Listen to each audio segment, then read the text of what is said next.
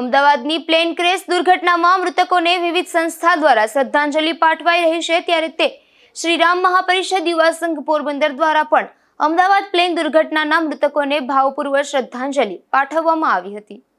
Ahmedabad plane crash દુર્ઘટનામાં ગુજરાતના ભૂતપૂર્વ મુખ્યમંત્રી સ્વર્ગસ્થ વિજયભાઈ રૂપાણી સહિત તે વિમાનમાં મુસાફરી કરી રહેલા મોટાભાગના મુસાફરોનું દુઃખદ નિધન થયું છે, ત્યારે બીજે મેડિકલ કોલેજના હોસ્ટેલમાં રહેતા ઘણા આશાસ્પદ ડોક્ટરો પણ આજે આપણે ગુમાવ્યા છે। ત્યારે પોરબંદરના તન્ના હોલ ખાતે શ્રી મહાપરિષદ યુવા સંઘ દ્વારા પ્રાર્થના સભા અને શ્રદ્ધાંજલિ અર્પણ કરવામાં આવી હતી।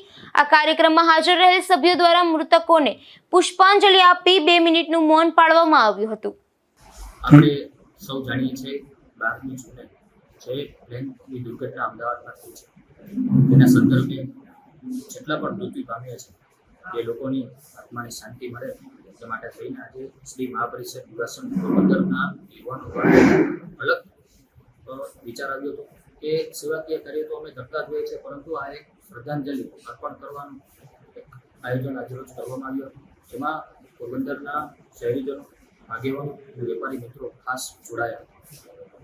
આ કાર્યક્રમમાં પોરબંદરના ધારાસભ્ય અર્જુનભાઈ મોઢવાડિયા, રામદેવભાઈ મોઢવાડિયા, શહેર ભાજપના પૂર્વ પ્રમુખ પંકજભાઈ મજીઠિયા, લોહાણા મહાજનના સેક્રેટરી રાજુભાઈ લાખાણી, રણવાઉ લોહાણા મહાજનના પ્રમુખ ભરતભાઈ રાજાણી, એડવોકેટ ભરતભાઈ લાખાણી, લોહાણા મહાજનના અગ્રણી પરિમલભાઈ ઠકરાર અને ગોવિંદાભાઈ ઠકરાર ખાસ ઉપસ્થિત રહ્યા હતા। સાથે શ્રી મહાપરિષદ યુવા સંઘ પોરબંદર પ્રમુખ રાજ પોપટ, જશ દત્તાણી, ભાવેશ કોટેચા, મિત વિથલાણી અને કુશાલ લાખાણી પણ જોડાયા હતા।